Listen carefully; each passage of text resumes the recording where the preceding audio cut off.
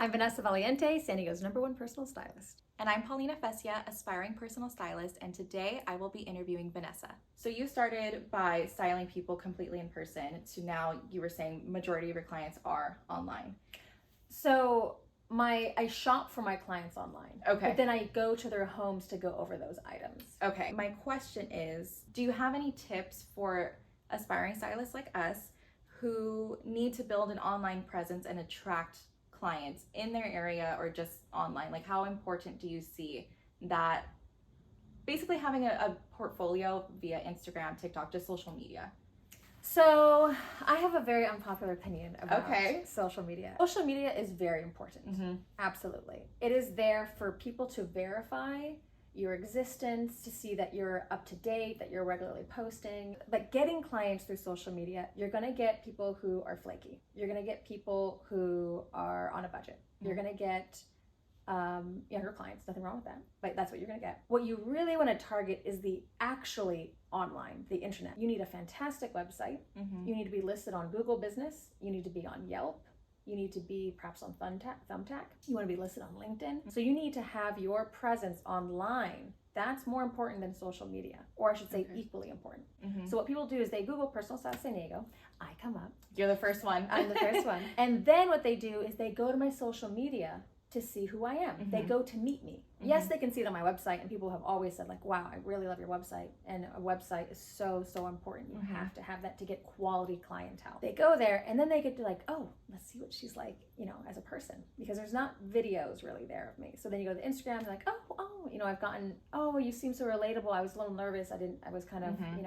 Intimidated. And then they go and see, oh, I'm just normal. Trying on things. Mm-hmm. I'm going to make you feel comfortable because it's a very intimate service. People are naked in front of you. They want to feel comfortable. So they go to the social media to verify that you're a professional, to verify that you exist, that you're active, to get clients through social media. Every single person who has ever messaged me on social media has been very flaky. They just want a little thing. And I'm more about building a relationship. I love the detail. I love to seek excellence with my client and take them to a place where they're just 24/7. Fantastic. Everything fits. There's no wasted space in the closet. So to do like these little bits of things doesn't give me a ton of pleasure, because I really love to think holistically, and mm-hmm. I love detail. And I love the depth of the relationship that I have with my clients. So anyone who's pinging me on social media, it's, oh, I need a jacket for a shoot. I'm not here to shop for a jacket. Right. And I mean, I could. And if I had, as a beginning stylist, absolutely take those on. Yes. 100% take mm-hmm. those on. Don't stop taking those on until you are booked. Mm-hmm. So that's not, though, for me. So right. I'm looking for the depth. You're not going to find much depth on social media. Mm-hmm. It's important, but what's more important is your website and your general online presence on the internet. With being an aspiring stylist, mm-hmm. obviously the amount of clients are limited. Mm-hmm. How do you go about building that presence on a website, because you don't have much of a portfolio yet? So what I would do, basically, don't have client images on your website mm-hmm. until you have about 15 great images of your clients. Mm-hmm. You can also ask to provide your services for free with people who have the body types or the look of the kind of client you would like to attract. For instance, I really wanted to let people know that I have great skills with plus size clients, but I didn't have any photos of mm-hmm. those on my site. So the next client I got that was plus size, I asked them, I was like, I'll give you a discount mm-hmm. if you allow me to use some of these pictures on my website. And they said, yeah, great. Seek out what you think is missing from your portfolio mm-hmm. and give people discounted services, give people free services, if you really want to put those images out there.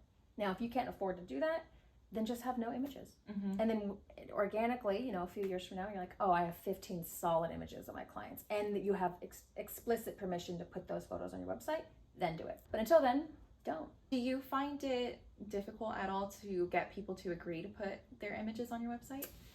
In the past, not at all. It was not an issue. I read the client and was like, I bet you they'd let me. And then I asked. Okay. But 25%, they say no. And just read the room. So I started 17 years ago. It was a lot of older people, older money. Mm-hmm. They're very much so private and a little bit kind of cold. Mm-hmm. And so I didn't ask any of them to put their photos on. Scary. Not scary, just like, you know not to ask. Right. You don't ask a lot of things. Mm-hmm. So then later I started to get more warmer clients and they said yes. I think I've been struggling about how to go about building a visual portfolio on my website since what I'm doing is so virtual. The lookbooks that I'll put together for my clients, I'll go into Canva.